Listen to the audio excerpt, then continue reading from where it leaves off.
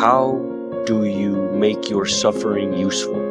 How can you make your pain useful? That's be the question that I would ask anybody, because I think the answer to that question is really the answer that everyone's chasing. Because if suffering has no meaning, if suffering has no purpose, then this life sucks. It's just shit. This is just a shit life if suffering has no purpose or meaning. And everyone is going to experience suffering. That's what separates me from this machine, is this machine will never suffer. What makes me human is my suffering. If you can tap into how you can use your suffering to help other people, that is maximum joy. I always thought joy was, oh, I get this and then I'm happy, or I do this and then I'm happy, or I get her and then I'm happy, or I make that and then I'm happy, or they respect me and then I'm happy. Or I always thought happiness was to be acquired by the things I would gain from life. That's why I was always grabbing.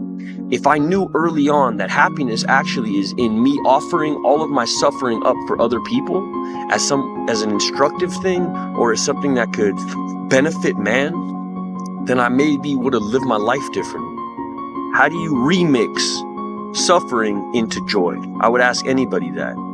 And not everybody has an answer to that. And those people who don't have an answer are not going to be happy people, because suffering is guaranteed.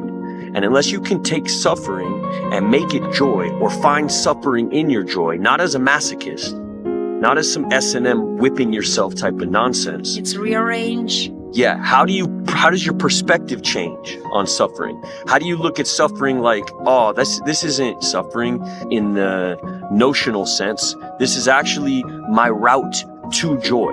That in and through the suffering is how I actually get to maximum joy. Buddhism is all about, how do you stop needing? How do you need less? Well, the way to need less is to take stock in your suffering and use your suffering as your well of joy. You'll always have endless suffering. Every day that goes by, we die a little bit more. Just by waking up, you die a little bit more. That suffering will never cease until you're ultimately dead. So how do you actually relish in it? So the question I would ask in a short, if I was to ask any artist or any kind of like deep thinker, existential questioning person, is how do you use your own suffering to tap into joy?